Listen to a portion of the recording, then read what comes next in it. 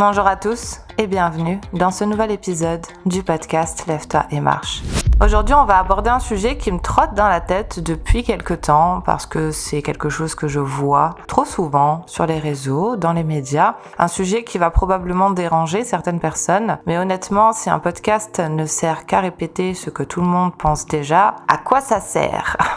Alors aujourd'hui, j'aimerais qu'on parle de l'alimentation healthy, mais dans le sens mouvement culturel qui s'est construit autour du healthy. Parce que plus les années passent et plus j'ai l'impression qu'on a transformé l'alimentation en quelque chose qu'elle n'aurait jamais dû devenir. Presque une identité, une morale, parfois même une religion. Et avant que quelqu'un m'écrive en commentaire que j'exagère, je vais vous poser une question. Quand vous voyez quelqu'un manger un burger, quelle est votre première pensée ? Et quand vous voyez quelqu'un manger un bowl avec du quinoa, des graines de chia, de l'avocat, un matcha latte, quelle est votre première pensée ? Soyons honnêtes, on associe immédiatement des qualités morales aux aliments. On ne voit plus seulement ce qu'il y a dans l'assiette, on voit la personne. On imagine qu'elle est disciplinée, consciente, responsable ou au contraire négligente, paresseuse, peu soucieuse de sa santé. Et pourtant, un aliment n'a pas de morale. Une carotte n'est pas vertueuse,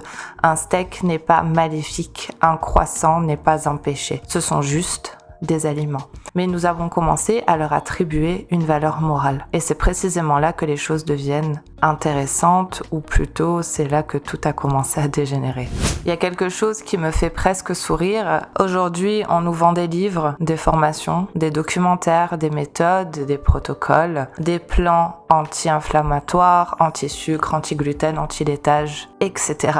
Et quand je vois tout ça, il y a quelque chose qui me vient toujours instantanément. Pourquoi nos arrière-grands-parents ne faisaient-ils rien de tout ça ? Ils ne connaissaient pas les macros, ils n'avaient jamais entendu parler du microbiote, ils n'avaient pas de montre connectée, ils n'avaient pas d'application pour traquer leurs calories, suivre leur sommeil, et pourtant beaucoup d'entre eux mangeaient des aliments simples, des œufs, du beurre, du lait, de la viande, des pommes de terre, du pain.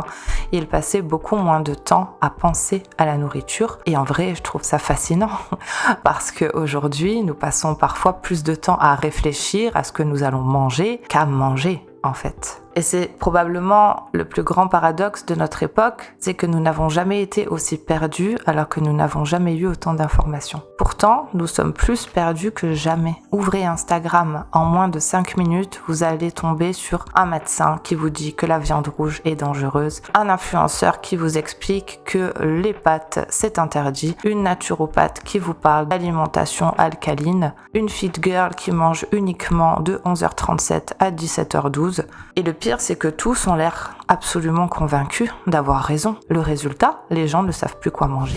Et parmi tous ces débats qu'on peut retrouver sur les réseaux qui reviennent régulièrement, il y en a un en particulier sur lequel j'aimerais m'attarder, c'est la viande rouge. Parce que historiquement, c'est complètement inédit. En fait, pendant des centaines de milliers d'années, obtenir de la viande était difficile. Ça demandait du temps, des compétences, de l'énergie, du risque. Et surtout, ces aliments ont toujours été reconnus pour leur densité nutritionnelle exceptionnelle. Quand vous mangez un œuf, vous obtenez des protéines de qualité, des vitamines liposolubles, des minéraux.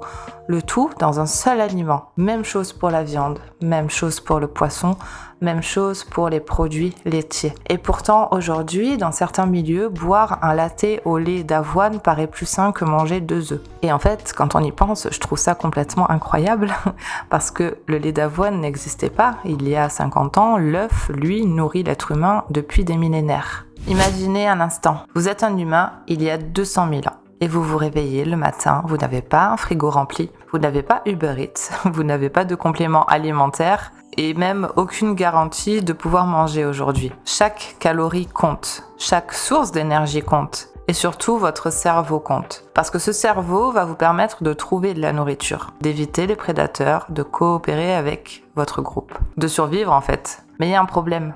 Le cerveau humain est extraordinairement gourmand, alors qu'il représente seulement 2% de notre poids de corps. Il consomme près de 20% de notre énergie quotidienne.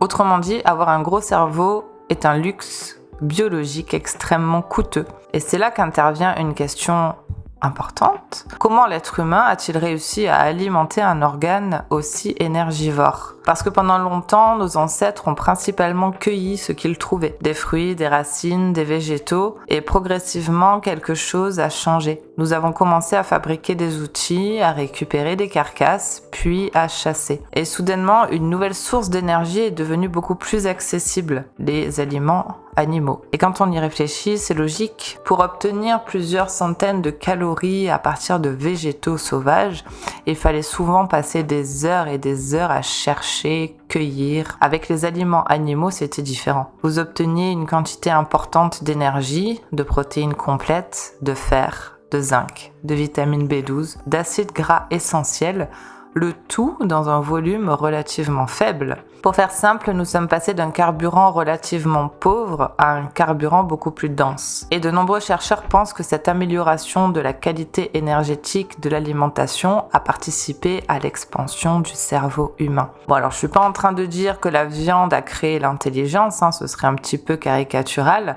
mais quand même, historiquement, on remarque que le développement du cerveau humain correspond avec l'arrivée de la chasse dans sa pratique. En fait, je tenais à revenir là-dessus parce que c'est souvent un argument en faveur de l'alimentation végane ou végétale de dire que l'homme était un cueilleur. Bien sûr, l'homme a été un cueilleur pendant de nombreuses années, puis il est devenu chasseur. Chasseur-cueilleur, oui, mais chasseur. Et c'est à partir de là que l'évolution de la race humaine a accéléré grandement.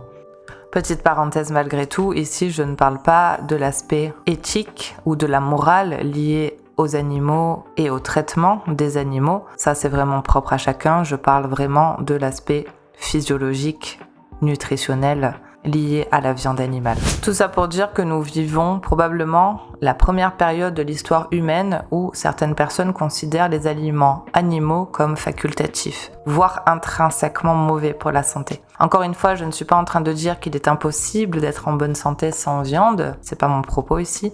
Ce que je trouve intéressant, c'est cette espèce d'amnésie collective qui nous pousse parfois à oublier le rôle fondamental que ces aliments ont joué dans notre évolution. Comme si l'on pouvait raconter l'histoire de l'être humain en supprimant un chapitre entier du livre, et pas n'importe quel chapitre en plus. Et je pense que cette tendance est révélatrice d'un phénomène plus large. Nous avons commencé à regarder les aliments à travers le prisme de l'idéologie plutôt que de la biologie. Nous avons attribué des valeurs morales à ce qui se trouve dans nos assiettes. Pourtant, notre organisme, lui, ne fonctionne pas avec des concepts moraux. Il fonctionne avec des nutriments, avec de l'énergie et des mécanismes physiologiques qui ont été façonnés par des centaines de milliers d'années d'évolution. Donc je ne suis pas en train de dire que les végétaux sont inutiles ou à bannir, que ce soit les substituts aux produits animaux ou même les fruits, les légumes, les légumineuses. Tout ça, c'est hyper important d'en avoir dans son alimentation. Le problème n'est pas ce qu'on ajoute, le problème, c'est ce qu'on remplace, c'est ce qu'on enlève. Et ça, c'est une nuance qui fait toute la différence. Parce que j'observe souvent des personnes qui construisent toute leur alimentation autour d'aliments qui ont une excellente image marketing, les graines, les poudres, les boissons végétales, les super aliments, et au final qui se retrouvent à avoir peur d'un simple steak haché, peur d'un jaune d'œuf, peur d'un morceau de fromage, comme si le marketing avait fini par remplacer la physiologie. Donc ce qui m'inquiète le plus aujourd'hui, c'est pas spécialement le végétarisme, ni le véganisme, c'est l'incapacité à nuancer. Nous sommes dans une époque où tout doit être soit noir, soit blanc. La viande est soit incroyable, soit toxique. Les glucides sont soit indispensables, soit le diable. Le beurre est soit un super aliment, soit un poison. Mais la réalité biologique est rarement aussi tranchée. Et c'est probablement pour ça qu'elle intéresse moins les réseaux sociaux. Parce que entendre « ça dépend du contexte », c'est moins sexy que « si tu manges ça, tu auras des problèmes ». Du coup, la question n'est peut-être pas quelle est la meilleure alimentation, la vraie question est plutôt pourquoi avons-nous autant besoin qu'il existe une meilleure alimentation? Pourquoi avons-nous besoin d'un camp? Pourquoi avons-nous besoin d'une vérité absolue? Pourquoi avons-nous besoin de croire que notre façon de manger nous rend moralement supérieurs? Alors, est-ce que le healthy moderne est si mauvais? Non, bien sûr. Évidemment que non. Il devient mauvais quand il devient une croyance, quand il devient une identité, presque une religion, parce qu'à partir de ce moment-là, nous ne mangeons plus pour nourrir notre corps, nous mangeons pour confirmer nos convictions. Et ce changement est énorme, Alors peut-être que la prochaine fois que quelqu'un vous expliquera qu'un aliment est miraculeux ou qu'un autre est toxique, pose-toi simplement une question. Est-ce qu'on me parle de physiologie ou est-ce qu'on me vend une croyance ? Et je pense que cette simple question permet d'éviter énormément de pièges. Il y a tant à dire sur ce sujet que je pense que je ferai une partie 2. Et je compte sur vous pour me dire en commentaire si ça vous intéresse. Je préfère, dans la majeure partie du temps, rester sur des formats courts, plus simples à écouter. Et au moins, je suis sûre de capter votre attention du début à la fin. Donc, si jamais une partie 2 vous intéresse à propos de ce sujet, je vous laisse me le dire en commentaire et je me ferai une joie de vous préparer ça. En attendant, merci d'avoir écouté. Merci à ceux qui soutiennent en likant, laissant un commentaire ou en partageant le podcast. Je vous dis à la semaine prochaine pour un autre épisode.